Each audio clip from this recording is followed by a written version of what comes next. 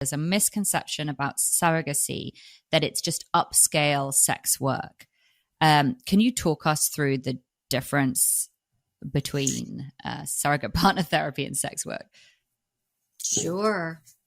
Well, let's start with upscale sex workers get paid a lot more than surrogate partners do. And in surrogate partner therapy, the client is coming to the process to learn how to be intimate, physically and emotionally intimate, and so that they can be intimate in future relationships. Research tells us people go to see sex workers so they can have sexual contact, physical contact, without the obligations of relationship. And it isn't about their future skills so much. I mean, not that no one does, of course, but that in general, people are looking for emotional healing and education and a launching pad for their future from surrogate partner therapy. They work with a therapist and continually see that therapist, and the therapist talks with the surrogate partner so that the therapist, surrogate, and client form a team. That's also different from sex work, and that there's no promise that this is going to involve sex. It's about figuring out what the person needs for healing. And for some difficulties, it's likely that it would involve touch that is sexual. Eventually, certain kinds of problems like spastic contraction of the vaginal muscle called vaginismus, ultimately that woman who had that difficulty would need to be able to work with a partner of some kind to help her apply what she learned in therapy into the erotic and specific sexual behaviors arena.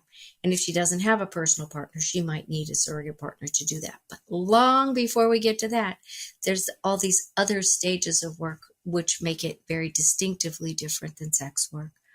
There's an initial meeting with therapist and surrogate and client that usually happens in the therapist's office or a Hold on, I'm going to Zoom. just interrupt there because I think, when we're talking about therapist here, we could be talking about like, I'm a therapist, but I'm not a sex therapist. So are we talking about a sex therapist or any therapist?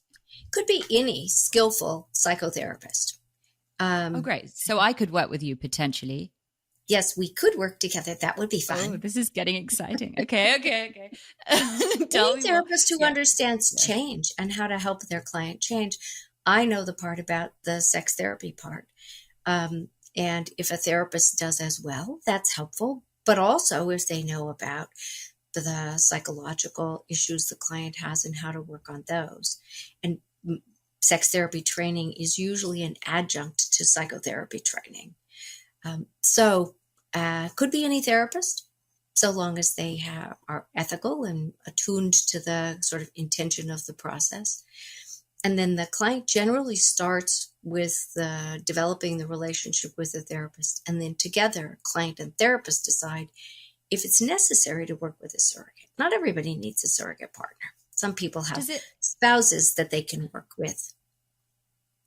Right. Ideally, we have options, but not always in reality. So I'm wondering as well, can it start out where you just go, the client goes straight into surrogacy without the therapist? Never.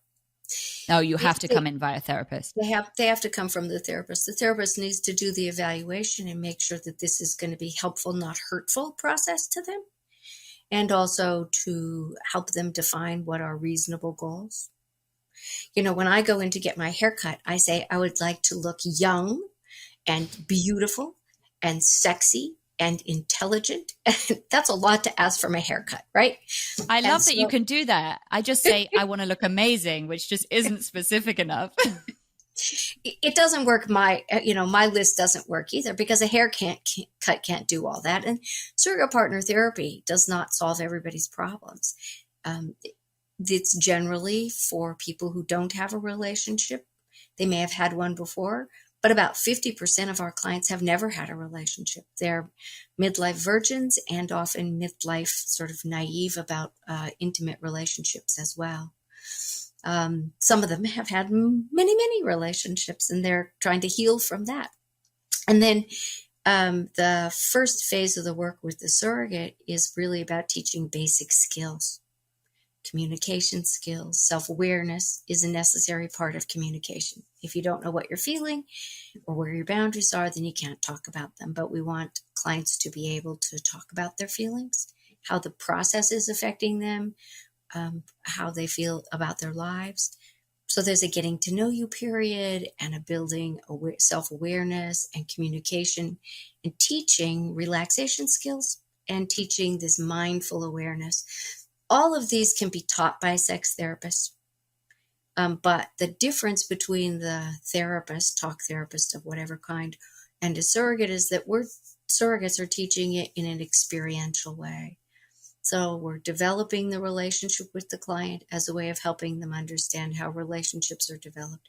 We're doing relaxation exercises with them and noticing their breathing and talking about it, but also relaxing next to them and touching hands or face or feet and allowing them to touch our hands and face and feet, each in sort of a structured, gradual stretch of intimacy exercise, so that the client learns not only how to relax and feel when they are being touched, but also how to tune into their own feelings when they are active so they can create something of their own experience. And that's the first phase of the work. Does it sound like sex work? Not necessarily. I mean, it's no. To me, it sounds very like therapy to me, but with this, this added component of touch, right. Which when I try that on myself feels huge. If I imagine, and I try not to, but like touching a client, it brings on so much more information.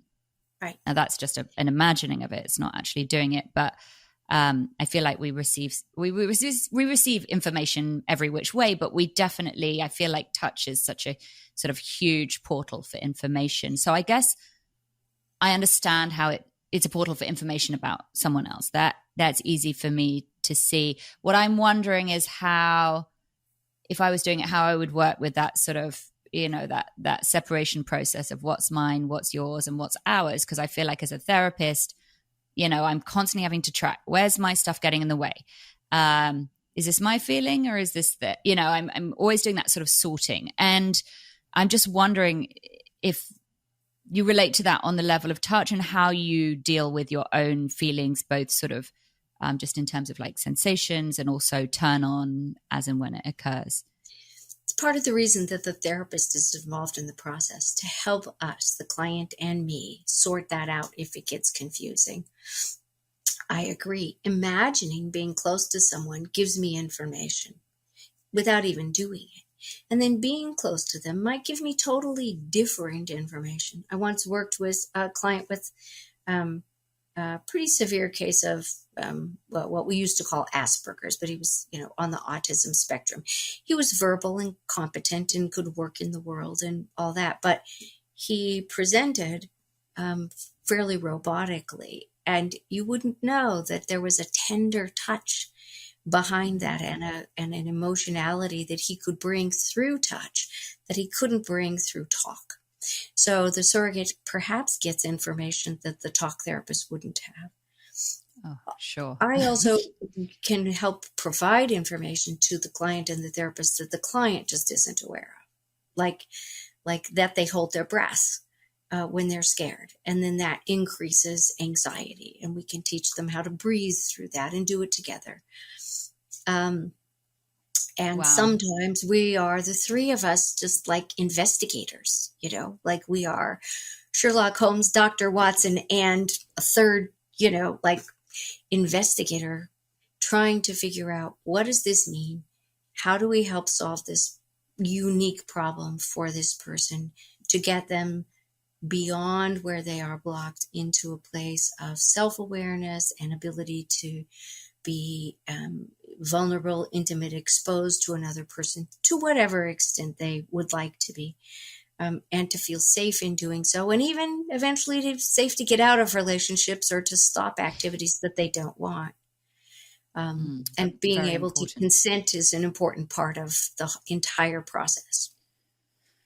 Yeah, of course, of course. As you're talking and describing this communication between the therapist and the surrogate and the client, it's making me realize there's this other sort of component of the healing, at least as I imagine, which is for the client to receive, the expert listening. Well, two expert listeners, right? One the listening through touch, the other the listening through words, and to have two people kind of on your team like that, sharing information and caring about you and coming up with solutions must be more powerful. Well, I don't know about more powerful, but it seems like extra powerful, above and I think beyond it is. powerful.